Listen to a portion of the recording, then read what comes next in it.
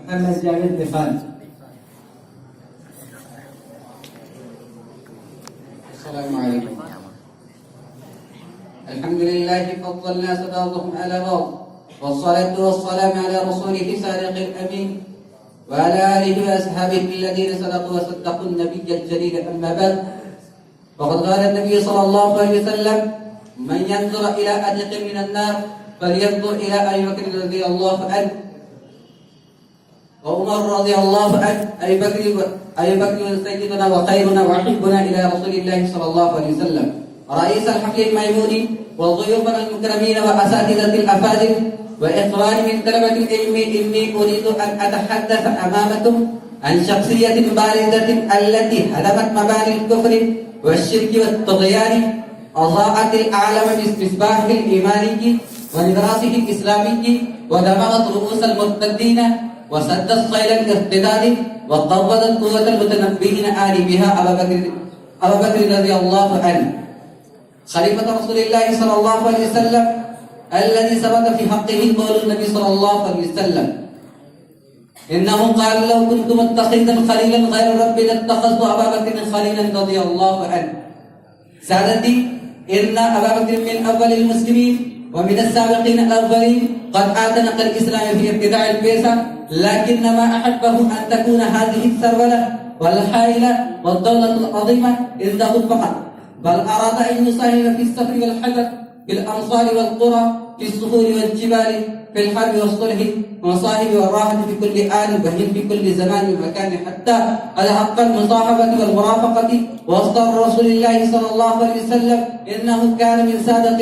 إنه كان من أمين الناس على النبي صلى الله عليه وسلم برا وإحسانا، كان من أكثرهم تضحية وفداء،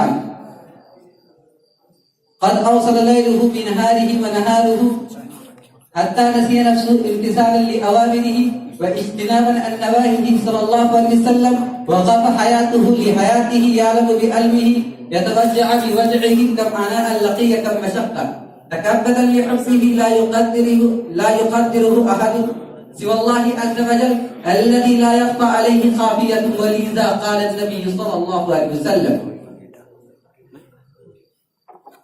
ما لأحد عندنا يد إلا وقد كافيناه، ما خلا أبا بكر خليلا رضي الله عنه، فإن له إننا يد يكافئ الله به يوم القيامة. ما ننفع مال أحد قط، ما ننفع مال أبي بكر رضي الله عنه. إخواني، إنه كان صادقا بارا راشدا تابعا للحق مشيرا للنبي صلى الله عليه وسلم، فالنبي صلى الله عليه وسلم يشاوره في الأمور ويرتاح إليه في جميع ما أهمه. برنامج الهجرة قبل 4 أشهر ذات يوم كان النبي صلى الله عليه وسلم كئيبا وحزينا في كل شيء، فجاء الصحابة إلى أبي بكر رضي الله عنه وسألوه عن سبب حزنه وكآبته صلى الله عليه وسلم، فقال: قد أضيف للنبي صلى الله عليه وسلم ما يكون من أمور الدنيا والآخرة، كان قلبه مملوءا بالهسامة الإيمانية والغيرة الدينية، لا يورث اللين والحوادث والتهاون أيضا لما ارتد بعض قبائل العرب.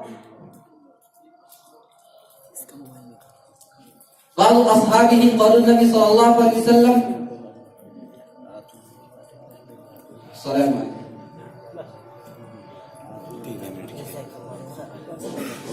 جزاك الله.